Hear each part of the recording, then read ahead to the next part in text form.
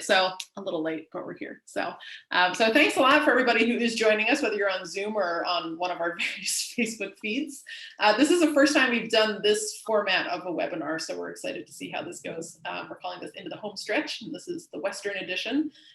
So not to, divvy up Western and English too much, but we figured some of the Western disciplines might have some tips and tricks kind of specific to that journey, and then we're going to follow this up with an English-based webinar next week. So because we're getting into crunch time, we thought it might be nice for trainers to hear from other trainers who have been there and done that, and hopefully like literally got the t-shirt.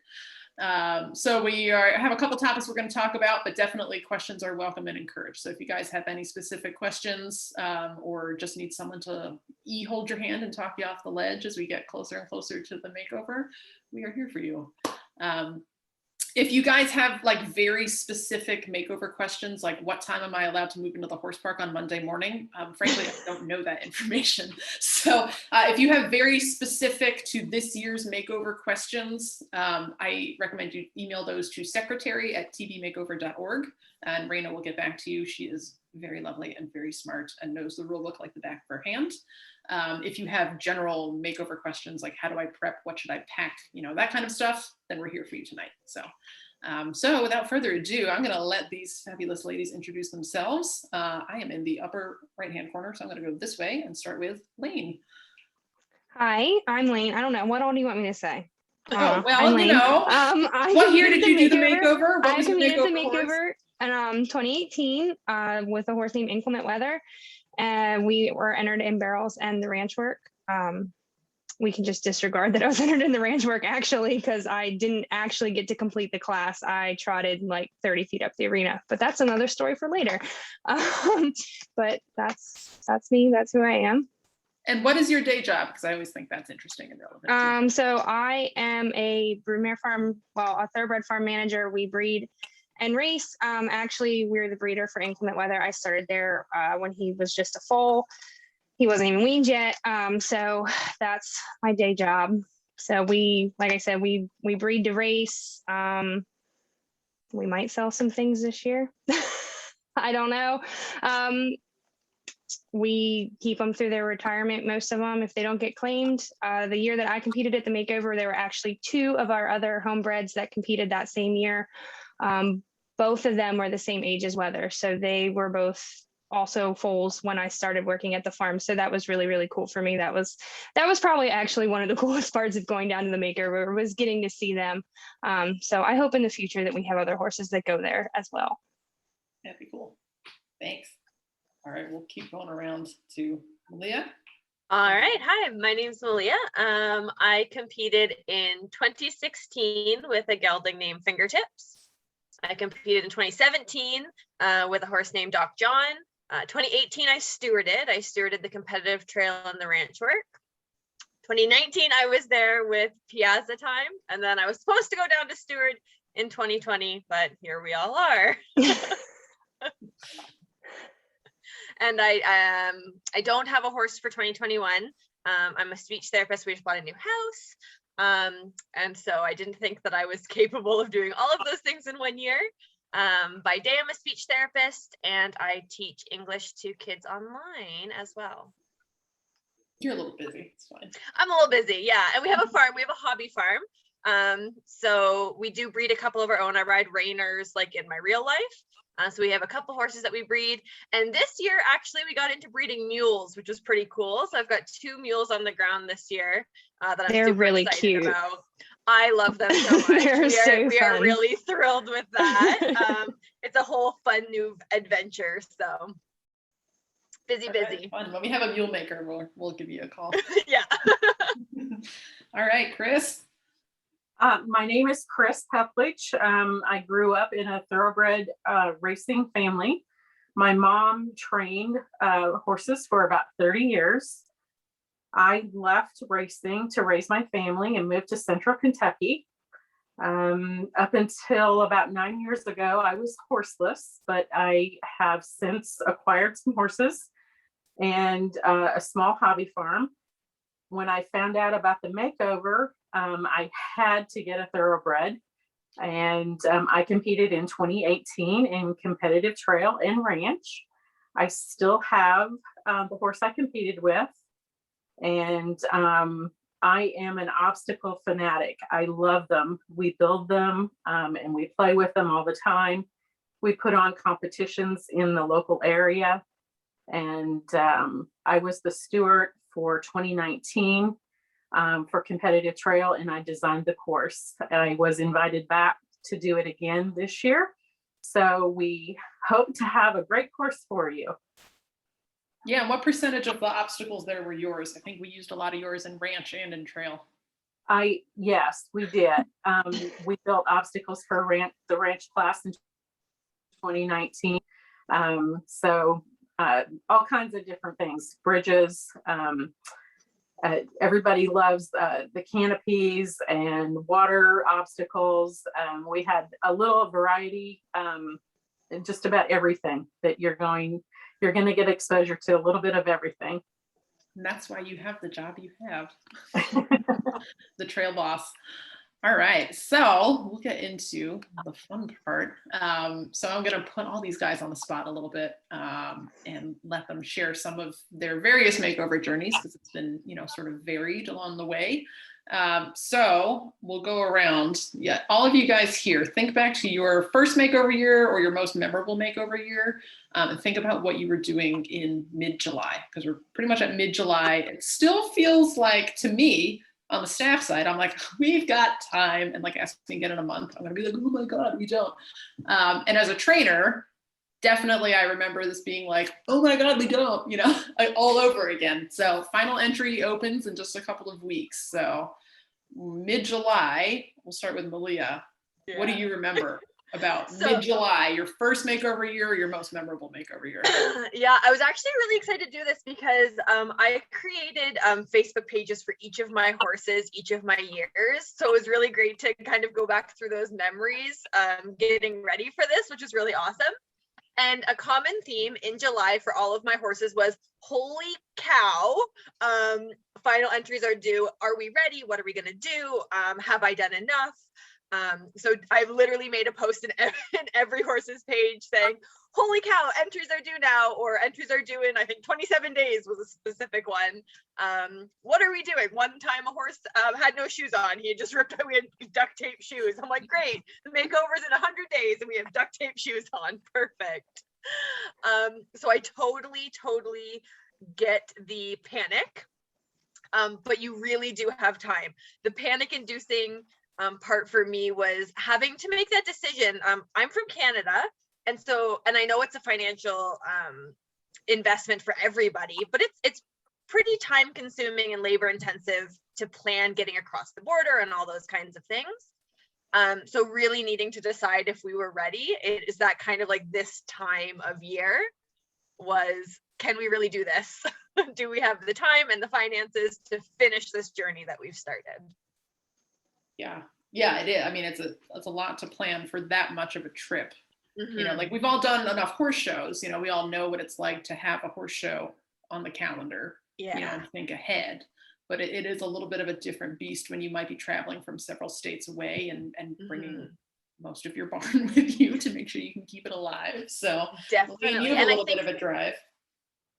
So Layne, you come from Pennsylvania. That's a little bit of a drive. So it is, but I looked at it this way. I think it was about 9 hours. So the way I looked at it, and I kind of do this whenever we go somewhere that's a little far away, I'm like, okay, well, it takes me 6 hours to get down to Chesapeake City and back to breed a mare. So I'm like, it's only a little bit further than going down to Northview to breed a mare. So that's kind of how I looked at it. But yeah, it's about 9 hours for us. Yeah. So before we turned all the cameras on and got this rolling, we were chatting a little bit, and you mentioned that in 2018 you had some weather woes. So what was your mid-July? What did it look like for you? So I kind of did the same thing that Melia did. I went back on Weather's Facebook page and through my Instagram, and I kind of looked, because it's like, oh, gosh, I don't remember what exactly we were doing. But I went back and looked, and the first time that I took him to a barrel race and exhibitioned him was July 19th. So I clearly was not in a rush. I was like, yeah, we have plenty of time. But yeah, we did have a lot of weather issues, like no pun intended, because I called him weather.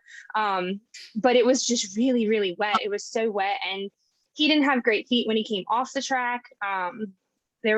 I have, and I'm not exaggerating, I've got like a stack of like 15 shoes in my barn that were all shoes that weather pulled in our makeover year. It's just this big like stack of shoes. So that was my big thing. But I definitely don't think that I had the mentality that like, oh my God, it's so soon. Probably until like September.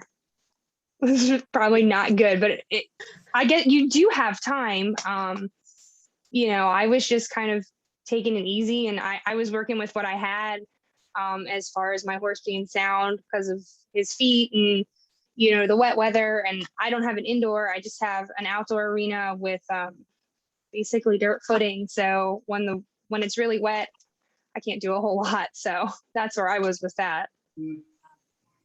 Now, Chris, I don't feel like I have a lot of Facebook pages to follow you on. So I did not you're like set- stealth mode. I don't know what you were doing. Makeover I prep. did not set one up for my horse. I work a full-time job, and the hobby farm is just that. It's a hobby. So I felt during 2018, I felt a lot of pressure. I wanted to do well, and I wanted to make sure that my horse made it to the makeover, but I didn't want to push him too hard too fast. He was young. He was 4, and he was very race inexperienced. He had 2 races under his belt, and he's a little hot also. So I wanted to go slow enough with him. And it was really important for me to build a lot of confidence and trust with that horse. So I spent all of my time I did more groundwork than riding with him. And it really paid off. I didn't get in a rush. I just figured I live in central Kentucky. So the financial aspect of shipping was not as overwhelming for me, because we live 45 minutes from the horse park. But, my big thing was, I don't want to ruin this horse. I wanted to keep him. I still have, he's in my pasture now.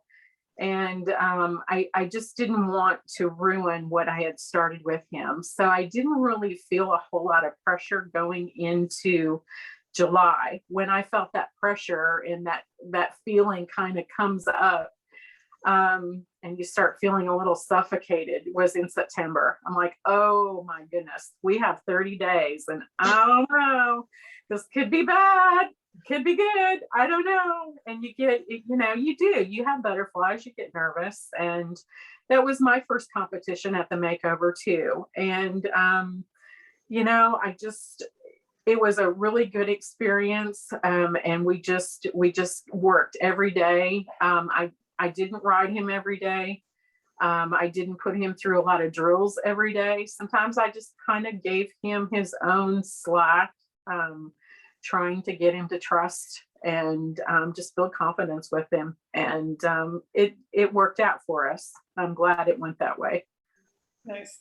Yeah, I think Chris has become our model trainer. This is the kind of zen we want everyone to be in, But I think, you raised some really good points. It's especially for people who are doing this maybe as a one-time deal with a forever horse. That's the way I did it, and as much as I would like to say I was super chill the whole time, I knew it was my one-time horse.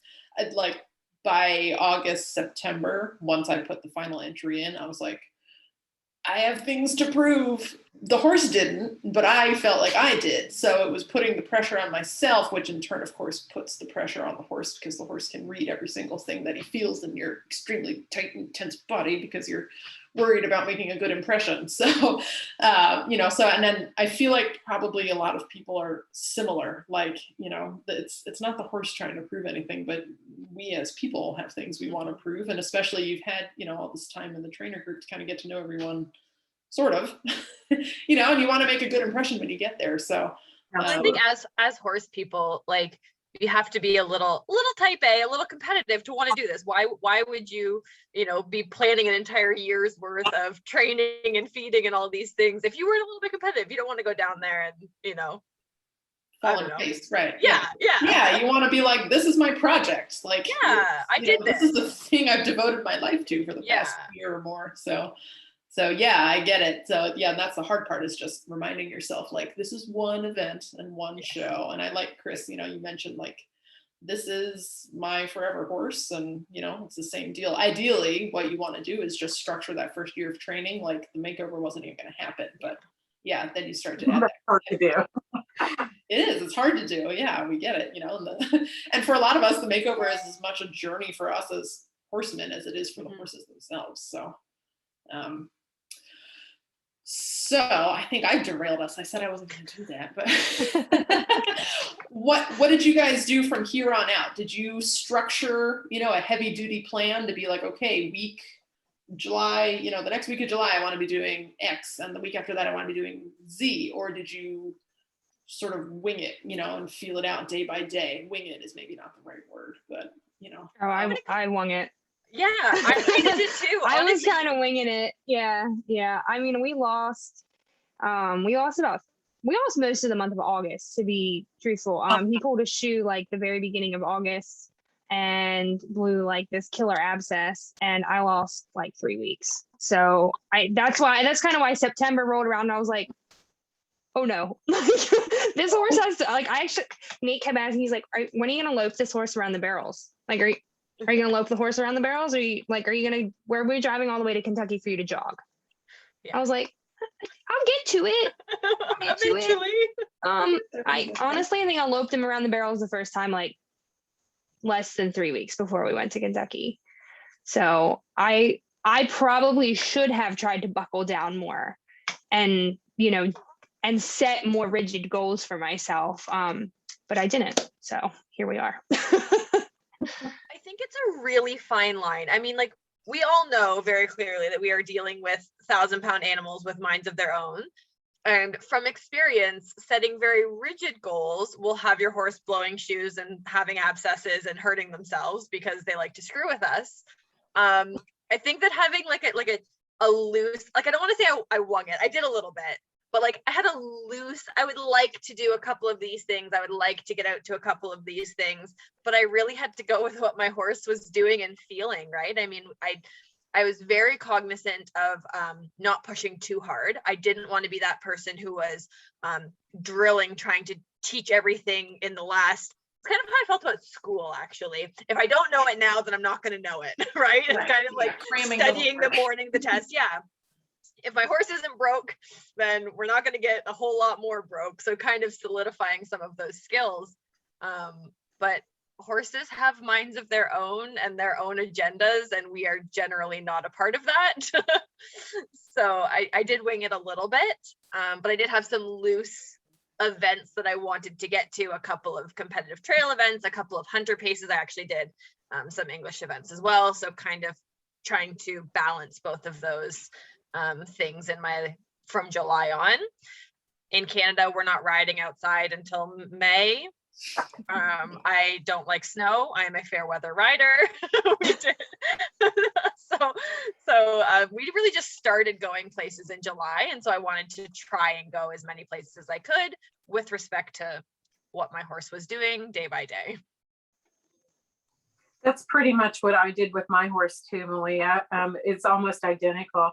I just, tried to listen to what he was, what the path that he was on, and not push him too hard, but yet give him a job and keep him moving in the right direction. And you're right, horses have a mind of their own.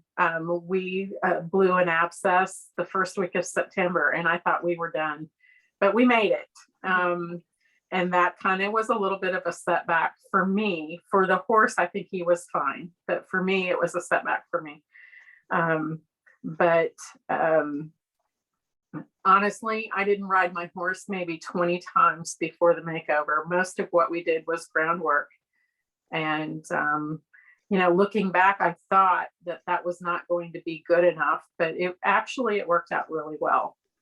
So Yeah, that's interesting that's because I know I'll throw out Tony Harmon's name because she's had a lot of success in the trail and the ranch, and she follows a very similar strategy.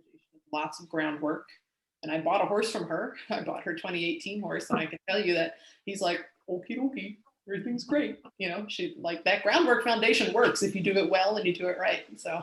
And you have the right horse. I mean, I have a couple that were totally cool with that. And I had actually my very first makeover horse. He was a war horse. He was 10 years old. He needed to work. And when we would do things, the same thing for too long, he was done. He was done with me. He was done with everything. We had to really keep things interesting and changing quite often, which is not normally. Normally, I like to take things kind of slowly and methodically and repeat things that I know they know. He wanted nothing to do with that. It was a big change for me as a trainer to be like, okay, we got to keep changing things and keep doing new things. And I learned how to jump. I'm a reiner. I had to do that for him because he was like, this ring work is not my jam. It's not what I want to do. So Chris, with this, you still have that same horse now. What do you do when what do you do now that there's no makeover, structuring your year of horse life with him? He's my trail horse. We just hop on and go. I ride him bareback through the pasture. A lot of times I just ride him with a rope and a halter, but it took a long time to get there. I mean, it's just a lot of just daily work. I still, my hands are on that horse every day, and we don't always do big drills, but small things. And the investment really paid off with him.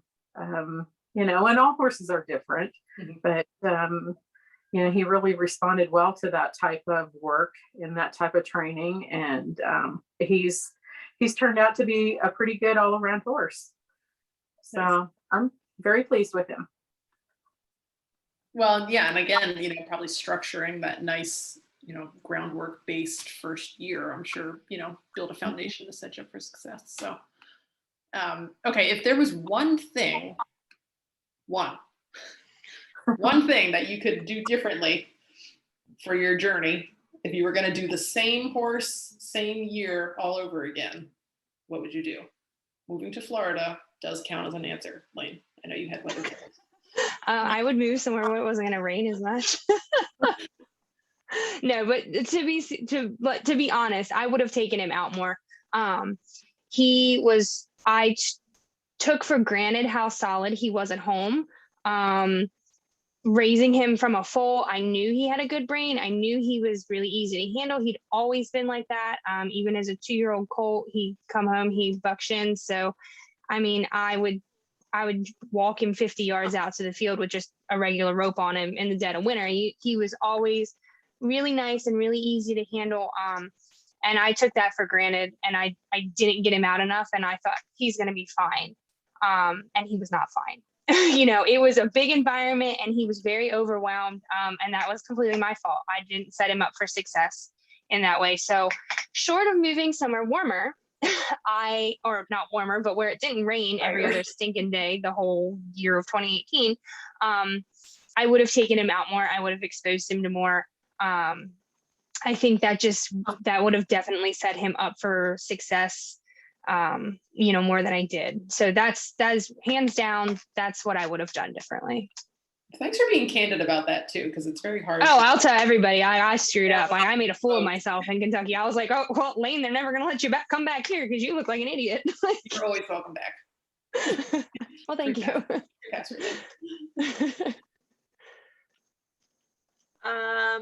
Differently, I was all 3 of my makeover horses were very different in terms of just who they were as horses.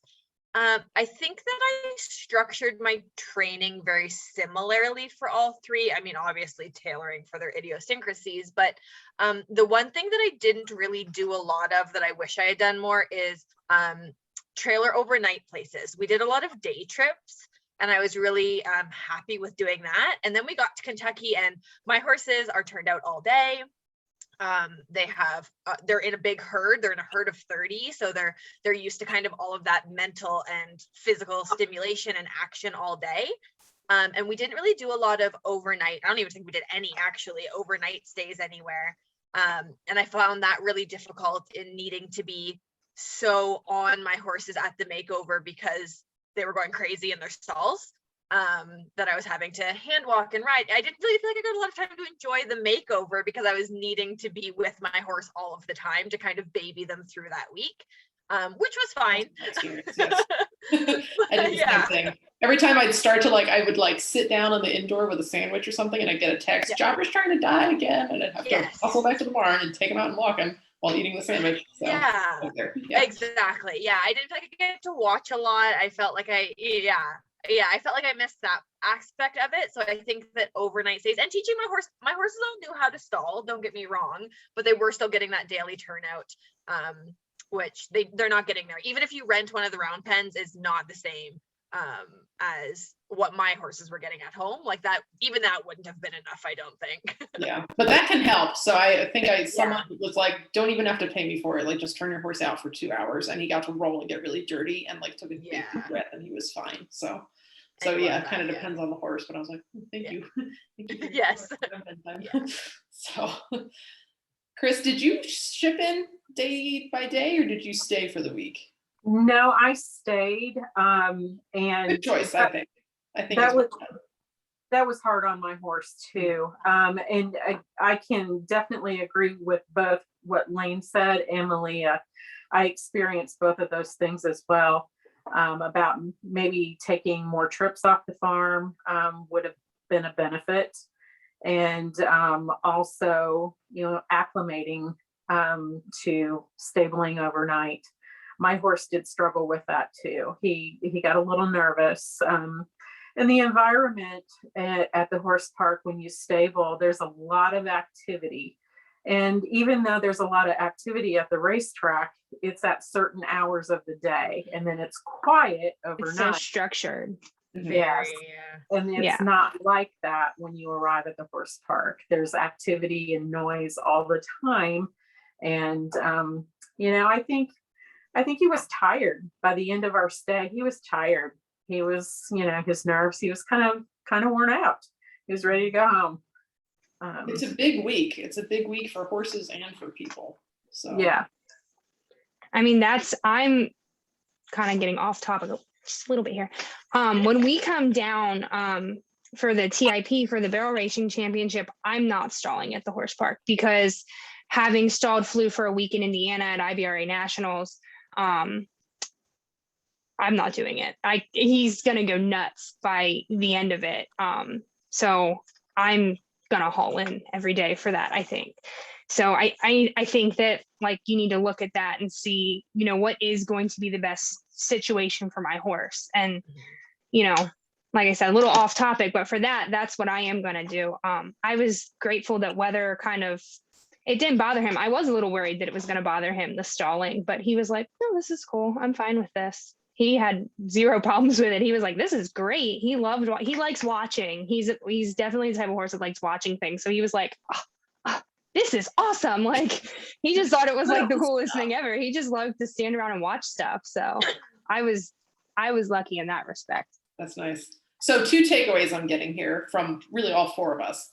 Stabling can be a challenge, and the environment can be a challenge. So both of those things you can work on now.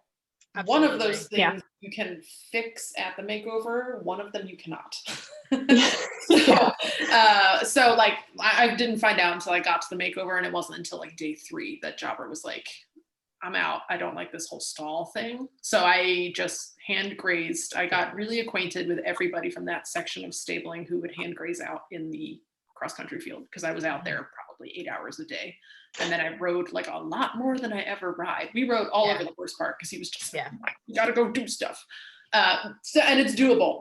You'll be extremely tired, but you can, between that and between Elaine's night watch is something I was like, I don't need that. I'll be fine. And then I got there and I was the first person, and this was before we had a 1 move-in day. I was the only person in my entire barn for 2 nights. And I was like, I need night watch. I'm not leaving him here all by himself. But putting all those pieces together, and I had some friends who would come and help hand walk and get dragged all over the horse park by Jobber. Very, very nice. folks. And that part worked out.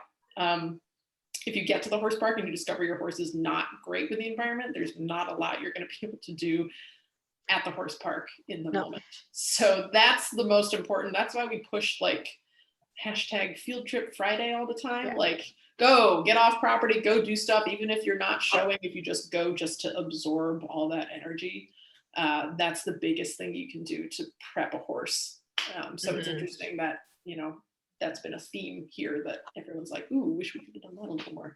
And I think it's like, really going more places than you think you need to go, because in 2016, I was astounded. I thought I was ready. I've been to big shows. I've been to Congress. I've been to big shows, but the energy and the people and the atmosphere, it overwhelmed even me. And I knew what to expect. I mean, my horse didn't. I've been to week-long big shows, and I don't think, like, you can't prepare for that. So over prepare in terms of going places, because every little bit of that input to your horse of like, hey, we can just go places and hang out and it's all cool and chill, is huge, because it really is a lot. Yeah, so that's actually going to segue well. I'm jumping down our list of questions a little bit. How did you structure your time at the horse park? I know, Melia, you mentioned you just didn't get to watch anything. No, I just rode a lot. I did exactly what you did with Jobber. Yep. Yeah, I got to watch what I could bring him to, which was fun. Yeah. Like, I dragged him out to watch Field Hunters. I was like, come on. And he was like, why am I here? And I think that's how I met Britt Vegas. She was like, what are you doing? I was like, hanging out, watching with my horse. He's going to graze over here. So that's one strategy, just bring your horse everywhere. But for maybe hopefully other people who got to enjoy some other competition, what did you guys do? Like, what was your day at the horse park on like a non-competition day, on a schooling day? What did your day look like? I went and watched some of the events in the covered arena. I didn't want to get too far. I was stabled near the arena.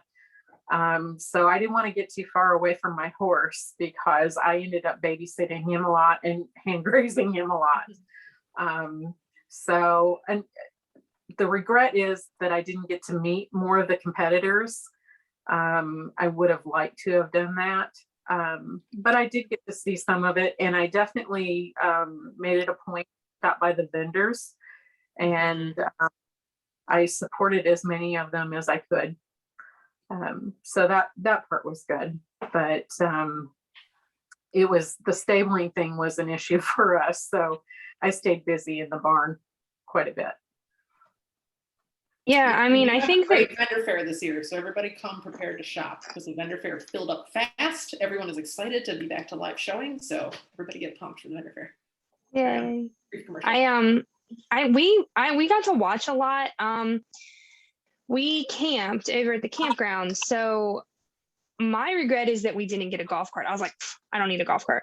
It takes you longer than you think to drive out of the horse park and around and go back into the campground. And like, we weren't parked very far back into the campground, so it's not like I had to drive to like the back corner of the campground or anything.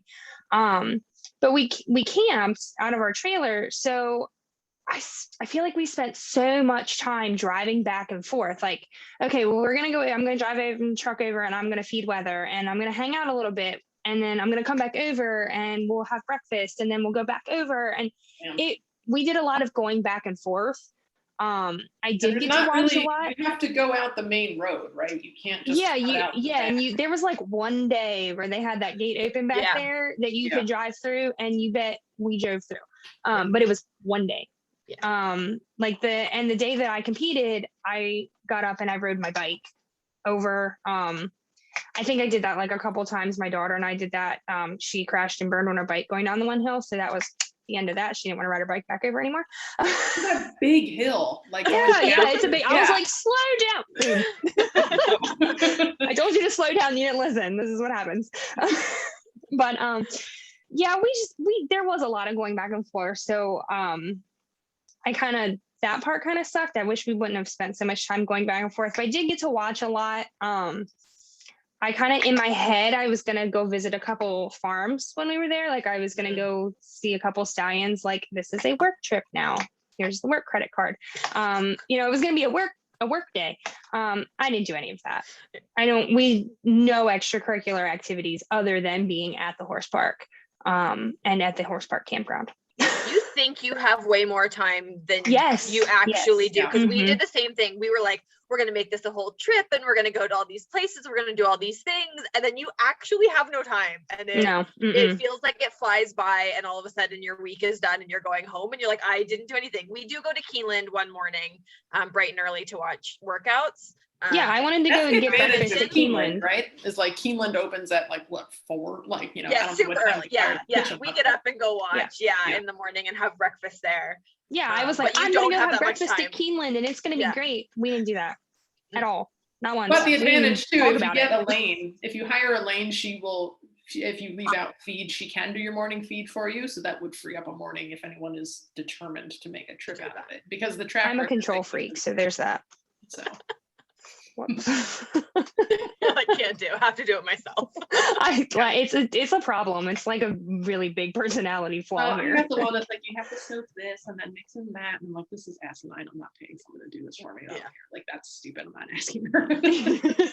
She's gonna think I'm crazy. That's how That's that an would interesting one though, Layne. I've never heard anyone mention that specific issue, but I hate making multiple short trips 100 times a day with a truck. Like, that is just the stupidest way to burn gasoline ever, or diesel. Yeah, it was like, So, looking back, we spent a lot of time like just driving.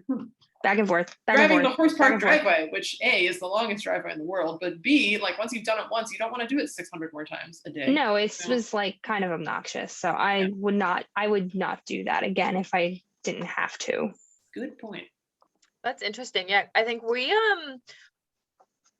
a lot of my reining horse shows, kind of like once you're at the showgrounds, you're kind of there. So we're really good at like packing coolers and like not going back and forth places, because we stayed in the campground the first year as well.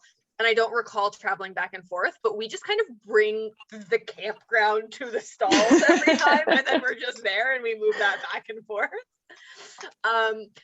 And I don't know if it's typical or not, but like I ride my horses multiple times a day for short periods of time anyways. Like that's something that I would do at home as well.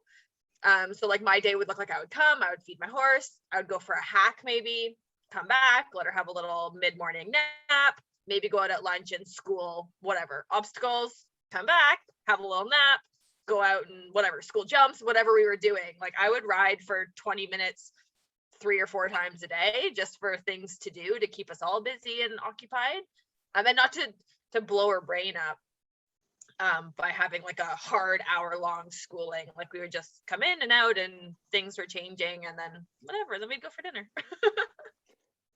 Yeah, that sounds right. Yeah. Just ride everywhere. Yeah, just ride everywhere. Honestly, I wanted to see all of the horse park and I wanted to enjoy my horse. We've made it this far. Even just being there is such a huge accomplishment that I just wanted to enjoy it while I was there. I wasn't trying to, I go back to I'm not trying to teach anything new. I'm only doing things that I know that they know and are good at.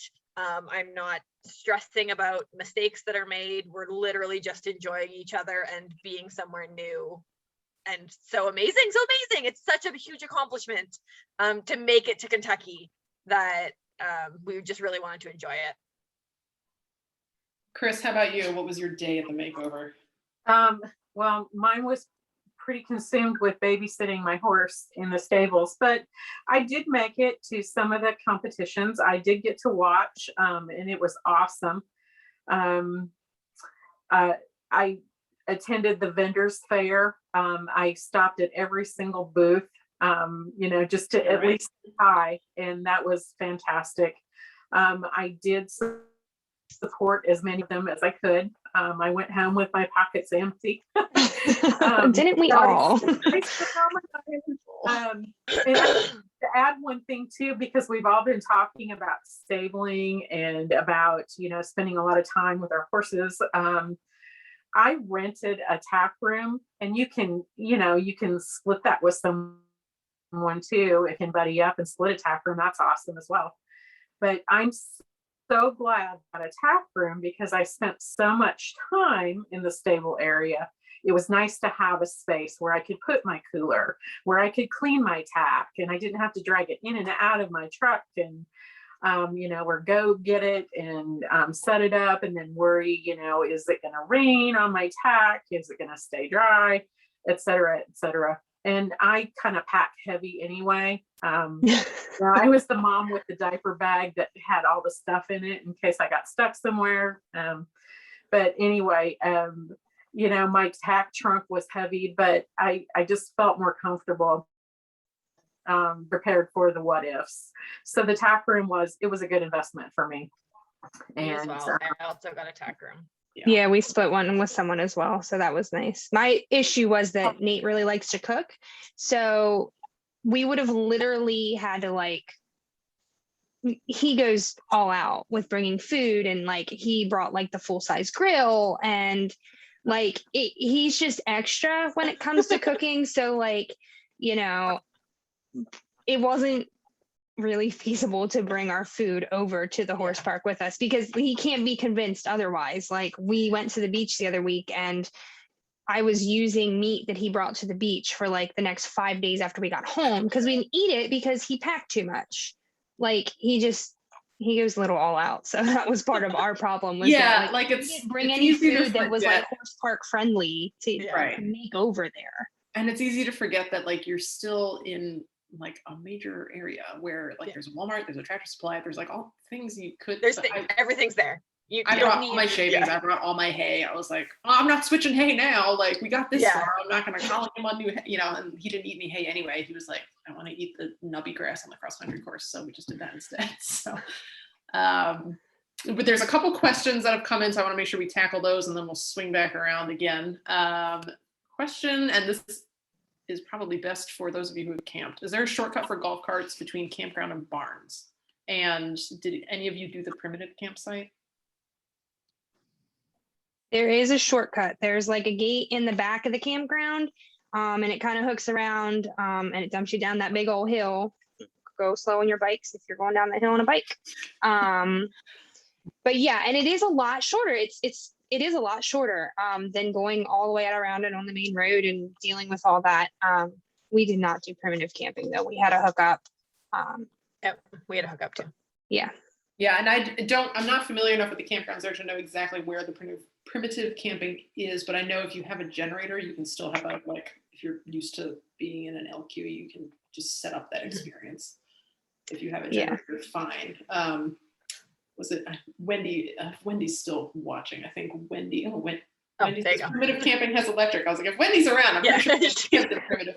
And I know Caitlin Bradley, who runs Western Thoroughbred, she just had a ball of a week because there's nobody there. So she had the entire primitive campsite herself. So if you are into privacy, that might be the way to go.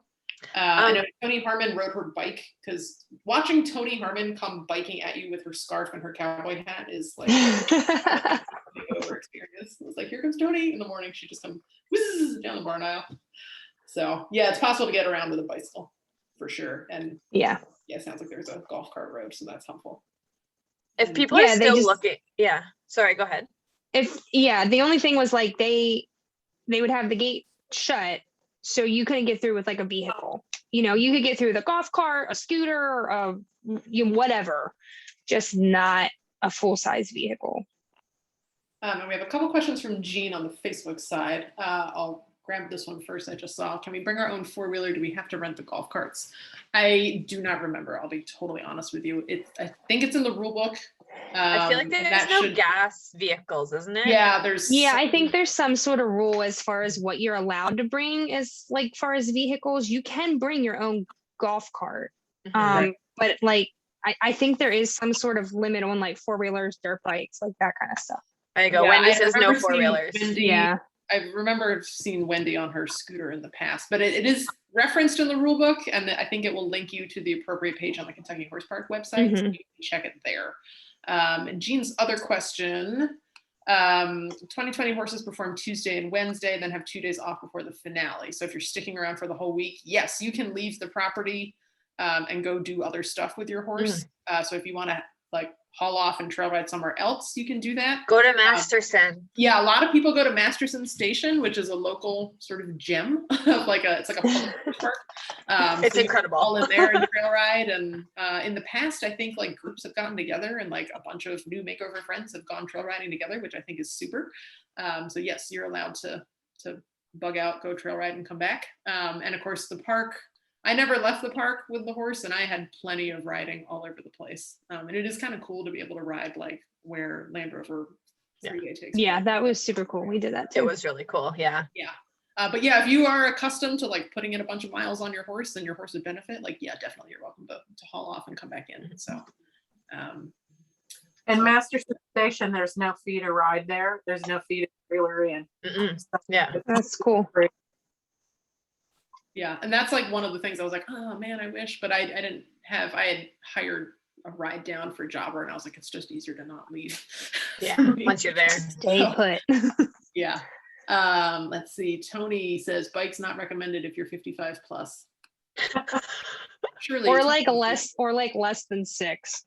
Like, yeah. Or if you have to go down that hill and you're like little, don't Avery would not recommend that you do that. Her sacrifice has created another generation. learning experience for everybody. All right, let's hit. So, and I know like Melia's had many horses, so maybe pick your favorite one. Sure. How did your favorite performance or your only performance at the horse park, how did that go? And what do you wish you had done differently? Or what did you learn about, your process for retraining a horse? And I know we've kind of touched on this in some of these other questions, so I'll ask you all to relive it one more time. Let's start with Chris. We haven't started with Chris in a while. How was your performance? My competitive trail performance, I was so excited and very, very happy with my horse. Although we didn't finish in the top 10, we were 11th place all day, and then when they posted the results, we plummeted somehow. But anyway, that it doesn't matter. I was very, very pleased with his performance on competitive trail. He was a rock star.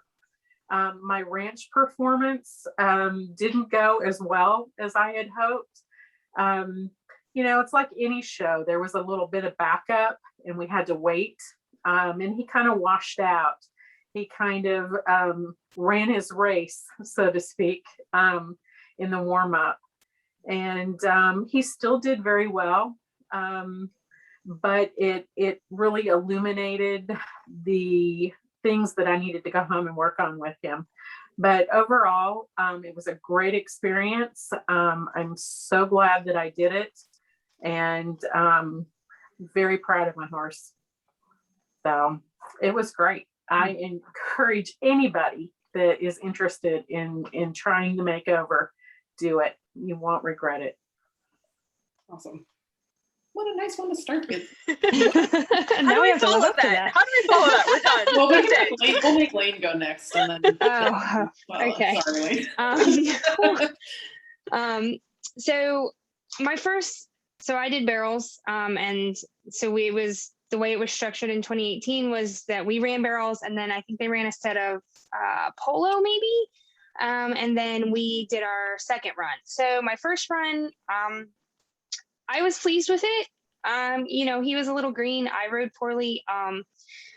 I have really bad nerves. I've had really bad nerves when it comes to showing. I grew up showing dairy cattle. That's what that's from. That's what all those are from. And I mean, even as a kid, I had really bad nerves showing. I always have. I still really struggle with it to this day.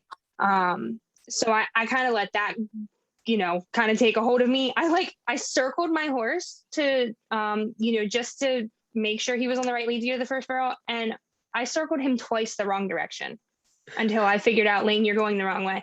And I just corrected him, and I was pleased with the first run. He was a little green. Like I said, I rode poorly.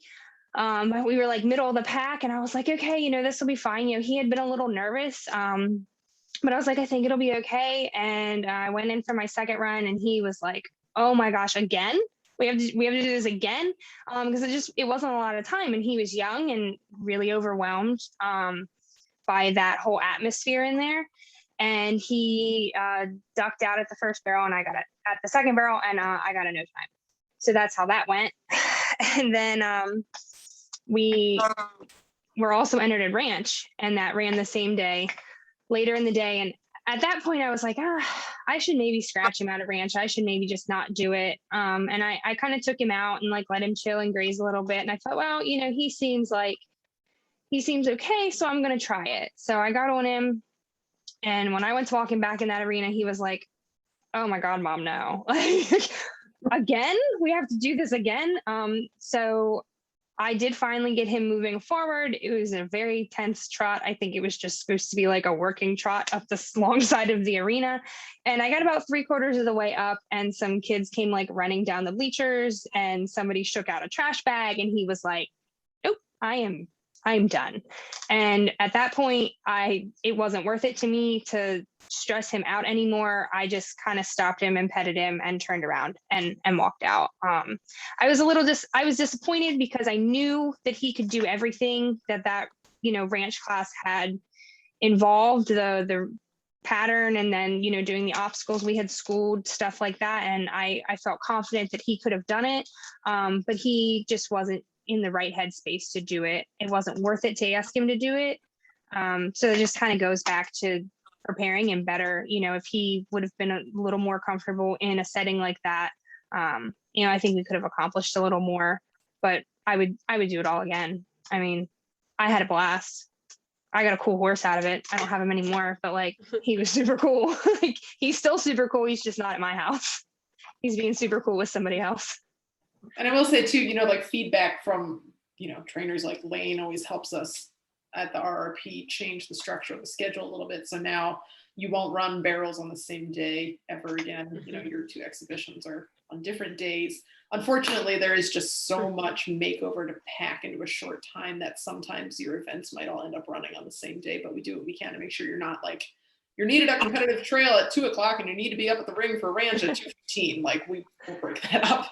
Right. You know? Right. But yeah, sometimes like it is just the way it susses out on the schedule. And unfortunately, Yeah, it was there's a lot. so many different ways to combine disciplines, you know, it's just, yeah, I mean, it's impossible, I'm sure. And I know that, you know, I know that after I did the makeover and we got the questionnaire afterwards, one of the questions was regarding like, I don't even know what the question was, but I was like, don't run barrels on the same day. Like, yeah. Please don't do that again. Like, this is coming from somebody that's run barrels for like however many years. Please don't do that again. Like, that was a lot.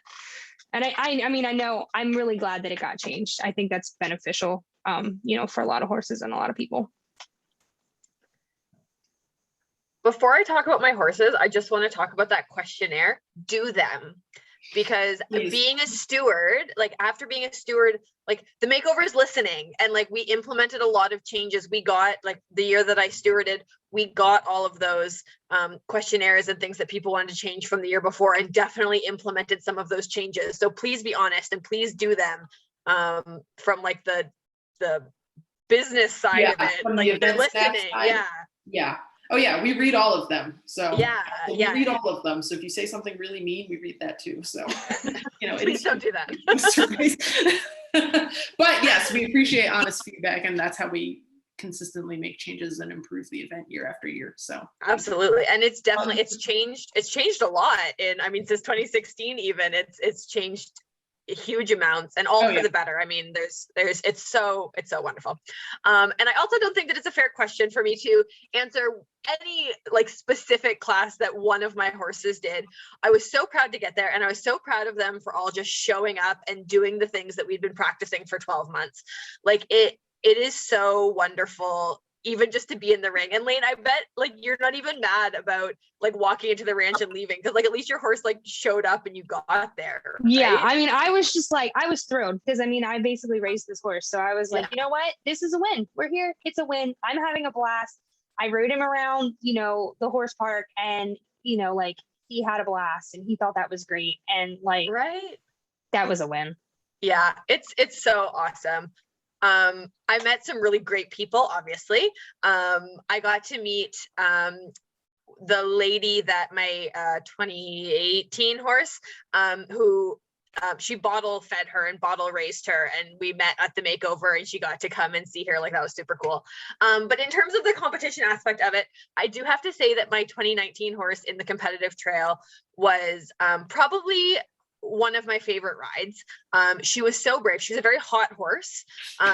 We actually did the jumpers as well because she was, this one.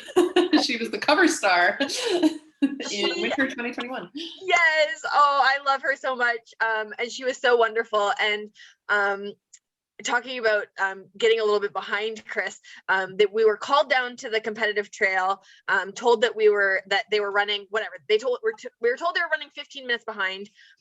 We went down and they were really running like an hour and a half behind. And so my poor horse stood out there in the heat, and the same thing happened where we did the first half really, really beautifully and well. And then she got really tired and she had enough, and she still stuck with me. And even though it wasn't perfect, like I know she could have done some of the things better, she stayed, and she was so wonderful and tried her little heart out despite the fact that we were both dying of heat, because it was like 40 degrees Celsius.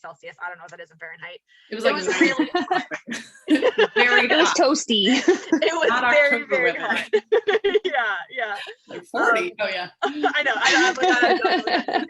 Really hot.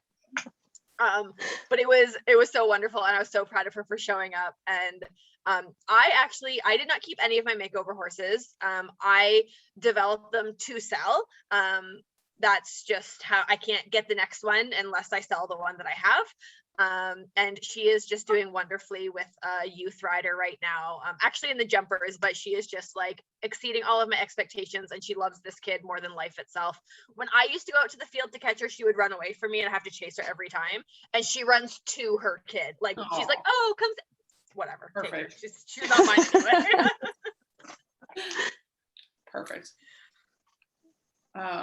So for you guys who have stewarded before, obviously without naming names or pointing fingers, what are some of the things you see people doing that you would recommend they don't do?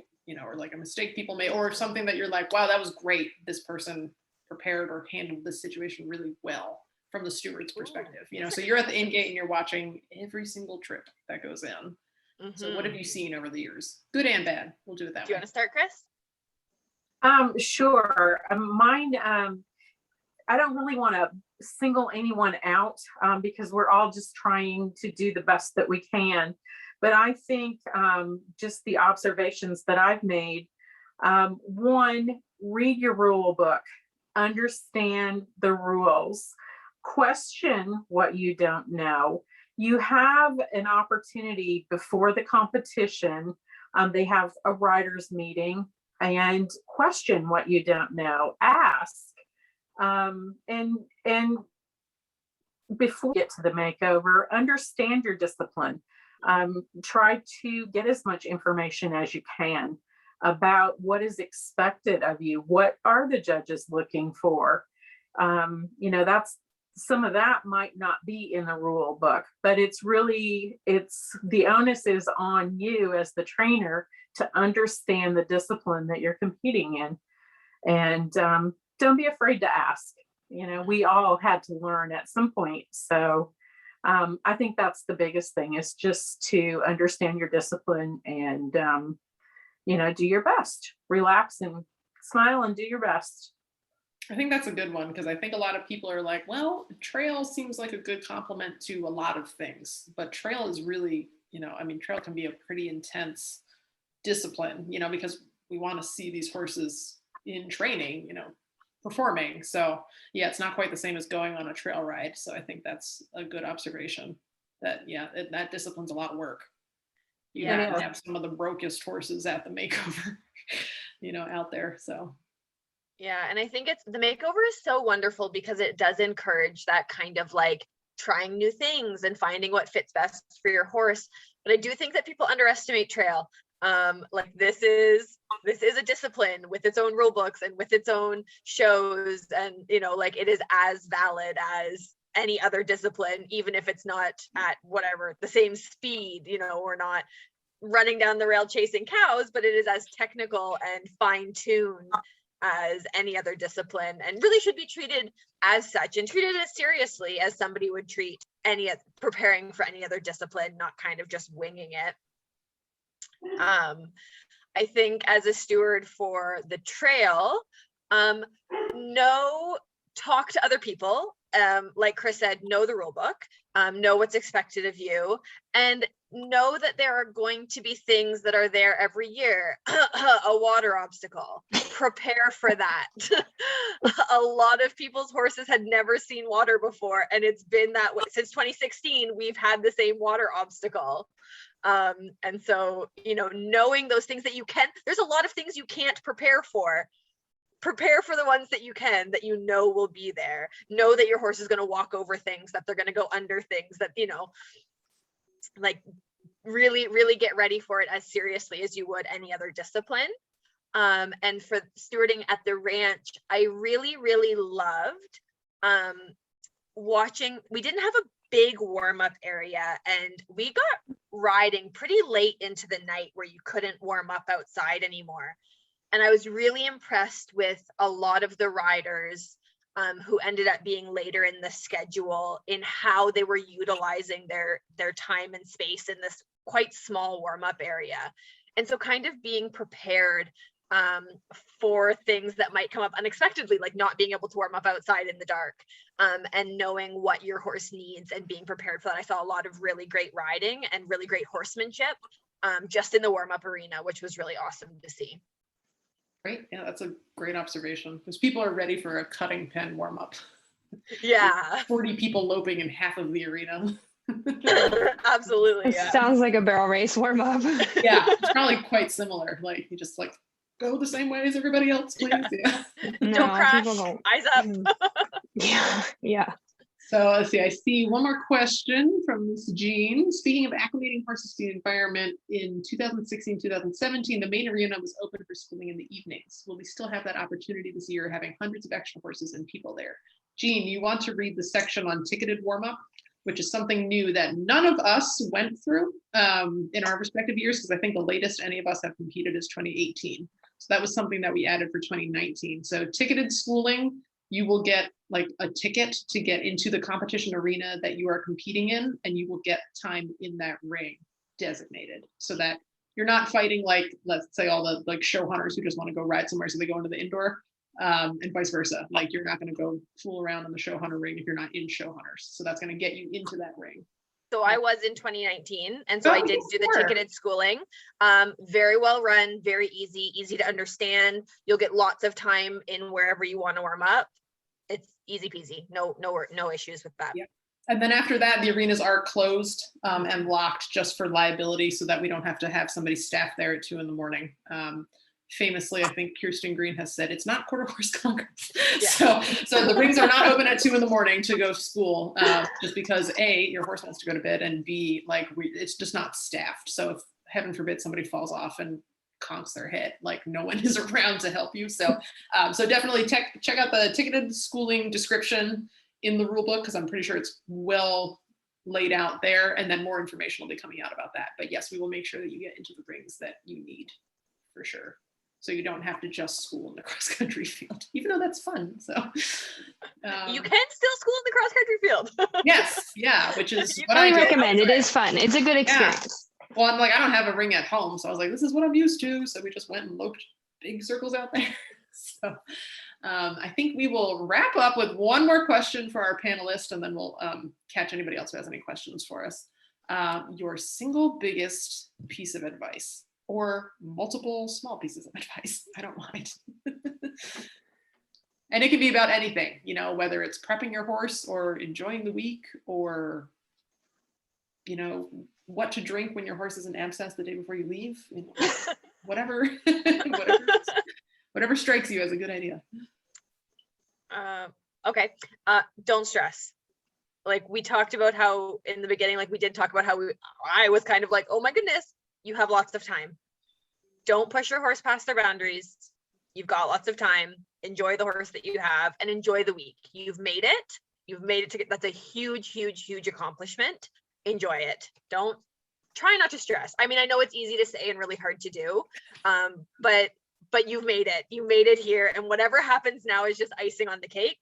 And so really do try and take time to watch other disciplines. Their polo is so cool. I've never seen polo in my life. It is so cool. Go watch it. And that's only so polo really horses with 10 months of training. Like imagine when they've crazy. been going for years. Like you're like, I oh know my it God. is. Yeah, I never knew how cool it was, but it's so cool, and really do enjoy it. I mean, and whatever that means to you, whether that means getting off the grounds or riding your horse everywhere or visiting with friends, like whatever that means for you, really do take the time to kind of like sit and soak it in that you are here at the horse park and how wonderful that is. That's a good one. Mhm. Good luck, whoever gets to go next. That was great. You want to like rock, paper, scissors for this, Chris, or what? Like, Sorry. I'll go next. I just want to say that there are no losers at the makeover. Every horse is representing a second chance, and that's really what it's all about.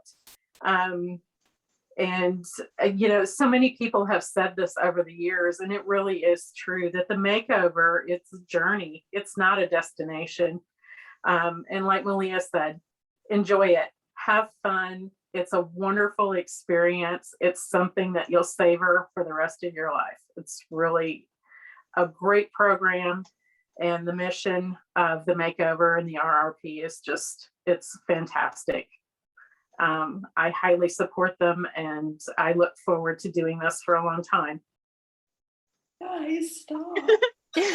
we don't have the hashtag makeover friends are the best friends for no reason. Like really, Yeah. it's so sorry, Layne, I'm just gonna jump in once. no, you're fine. You're fine. I honestly have met people at the makeover who I feel like I could call at any point in time and have somebody there who could help me or support me. Like we drive to the States a lot for horse shows and stuff. And I feel like in any of the States, I would know somebody now who I could call and be like, oh my gosh, I've blown a tire. Can you come help me? Like you really will make like lifelong horsey friend connections, and even more than that. And it really is like, soak it in. Yeah. I mean, touching on like what we've said before about exposing your horse and getting your horse ready, like obviously, yes, but I mean, I agree. Just have fun. It's not, this isn't the end goal. This is just one thing. I mean, it was so fun. It was such a great experience. I can't wait to come back, with an RRP horse, coming, back obviously this year without one, for the TIP barrel race. But, I hope to be able to come back again. I obviously have picked out like, an RRP horse for like every year. Like, oh, hashtag RRP 2022, hashtag RRP 2023. Like it is so much fun. It's just have fun. It's not the end goal. My horse, I just sold him recently. He's trail riding with like a middle-aged lady, and she just thinks he's like the coolest horse ever, and she just loves him. And I truly didn't do a ton with him after the makeover. Like, I know, just be proud of what you did. Be proud of the horse that you've produced, because I'm so proud that he is going and he's like trail riding all over the place with this lady. And she called me and she's like, oh my gosh, I just love him so much. He's so great.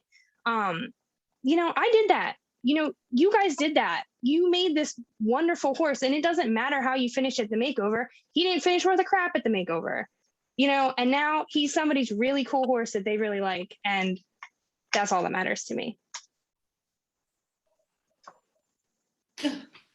Guys, I'm all inspired now. I'm all ready to go. Because we have a lot of work to do before, as a staff, and then of course all of our trainers have a lot of work to do. But yeah, this was fun. So we'll give everybody last chance. You got 60 seconds to post any more questions you have or any more comments.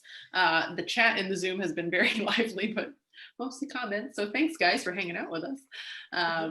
And yeah, I mean, if you guys are watching this after the fact, and you do have questions for any of our panelists, definitely feel free to leave them in the comments, and I'll do my best to follow up with everybody. And again, very specific, granular 2021 makeover questions can go to secretary@tbmakeover.org. And Jean, last question. My freestyle needs ideally 10 to 20 plus last minute volunteers to be part of my entrance, which is a parade, carrying objects and dancing around to music, and obviously having fun. I am on board already. Am I allowed to ask Done doing volunteers it. or competitors to jump in to help? And if so, how would you suggest doing that? Jean, post in the trainers group, and Yeah. you will have like 47 volunteers. You'll get more people than you need. Yeah, you'll have to like have auditions and tryouts, because yeah, that's like that's what I love with the freestyles, is it's not hard to find volunteers. And Just people love posting- the freestyles. There's so many people watching that you could literally just be like, hey, who wants to come help? And people would come Right. help. Yeah, like I don't necessarily recommend doing that, because I do think you want to have people lined up ahead of time. But yeah, if you post, especially ride times will come out later in August, probably September more. So you'll know exactly when you're riding, and then people can kind of look at their show schedules and figure out when they're coming and going. But yes, definitely, you will have more than enough people who want to help you out. So yeah, just do a post in the trainer group and request some help, and then yeah, I just Sure. or send me your phone so they can text you and stuff. But yeah, that won't be an issue. And yes, you're more than welcome to do that. So. And definitely now I want to come and watch. Yeah. Great. All right, guys. Well, if you have questions after the fact, definitely leave them in the comments, and we will get back to you as soon as we can. But thank you very much for everybody who hung out with us tonight. This was a fun first time to do a panel discussion. So, and thanks again to our volunteer panelists, Chris, Melia, and Layne, for coming to hang out with us again tonight, because it's no fun for me to talk to myself. So, but I look forward to seeing all three of you. Melia, maybe. The border's open. Please. Yeah. But hopefully we'll all get to hang out in person again soon. So, all right. Have a great night, everybody. Thanks very much. Awesome. Thank you. Thanks. Bye.